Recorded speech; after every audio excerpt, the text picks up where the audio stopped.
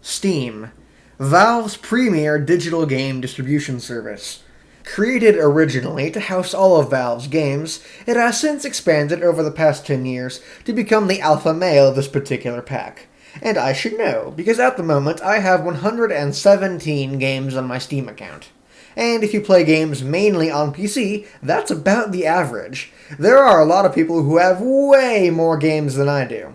But there is the possibility that one day those games might disappear.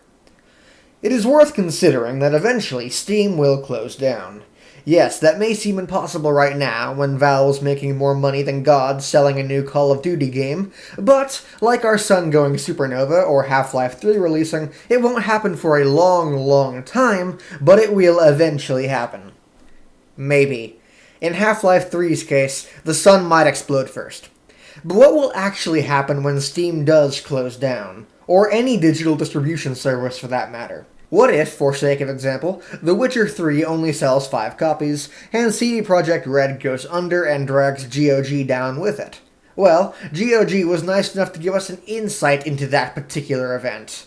A few years ago, GOG announced that it would be closing down permanently, and the internet exploded. But of course, it was all a big PR stunt, and then everyone just kind of forgot about it. CD Projekt rationalized it by saying that even if they did close down, you could just download all your games DRM free. And yeah, CD Projekt went way too far with that, but they weren't wrong. GOG provides mostly old games with a small file size, so you could feasibly download all your games from there. But you couldn't do that with Steam, could you? I have about 10 gigabytes of games on GOG, and that not only includes all the free games they give you, but 8 of those 10 gigabytes are The Witcher 1. But I have terabytes worth of games on Steam. If Steam closed tomorrow, I physically would not have enough disk space to store all my games. I mean, look at the file sizes of some of these things. Dark Souls Prepare to Die, 8 gigabytes. PlanetSide 2, 10 gigabytes. Borderlands 2, 13 gigabytes. XCOM Enemy Unknown, 20 gigabytes. Terra Online, 25 gigabytes. Those are 5 of my 117 games. And let's look at what would happen realistically if Valve came out tomorrow and said Steam was shutting down. There would be a mad rush to download all your games. But Steam can barely keep itself upright when a sale is going on. Imagine what would happen if 5 million people all started downloading terabytes of information from their servers all at once. And if Valve managed to circumvent that problem, and if I could circumvent the problem of storage space, I still couldn't play my games.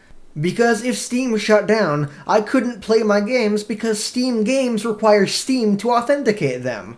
So even games I already have installed would not be safe. But you're probably thinking, sigh, I'm sure Valve would just make it so games wouldn't require Steam to play them. Well, there are 3 problems I see with that. First of all, some game publishers only publish their games on Steam because it helps keep their games safe and acts as a form of DRM for them. And I'm sure a lot of publishers would not be happy if Valve forcefully removed that. Second, I doubt there's just a big red button somewhere at Valve HQ they could press to stop authentication. And third, Valve is not actually legally required to release the DRM in the event of them closing. I had a little look-see through the Steam EULA, the End-User License Agreement, or otherwise known as that long box of text you skip past when installing something, and I found a clause which I think is of importance to this discussion, which I will now read to you verbatim. Under Section 2, Subsection A, Steam and your subscriptions require the automatic download and installation of software onto your computer. Valve hereby grants, and you accept, a limited, terminable, non-exclusive license and the right to use the software for your personal non-commercial use, except where commercial use is expressly allowed herein or in the applicable subscription terms, in accordance with this agreement, including the subscription terms. The software is licensed, not sold. Your license confers no title or ownership in the software. So, yeah, from the looks of it, if Steam closed tomorrow, Valve would be perfectly within their rights to not give you your games. You signed the EULA, after all. And while I was researching this, I came across several posters on various forums and websites who said something along the lines of, "Why are you asking this? Valve has come out multiple times and said they would just release your games. Stop asking this stupid question." But after a modest amount of research, I'd figure about 2 hours or so worth, I could not find one official response to this topic, so I'm inclined to believe those posters were pulling that out of their ass. So, what's the point of all this? Why am I providing so many questions and so few answers? Well, Valve hasn't actually given us an answer to my knowledge, so I can't give you one either.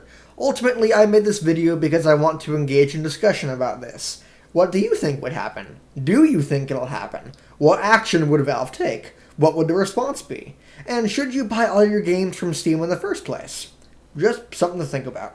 Anyways, I hope you found this video entertaining, enlightening, or insightful, and please feel free to leave your ideas and opinions down in the comments below.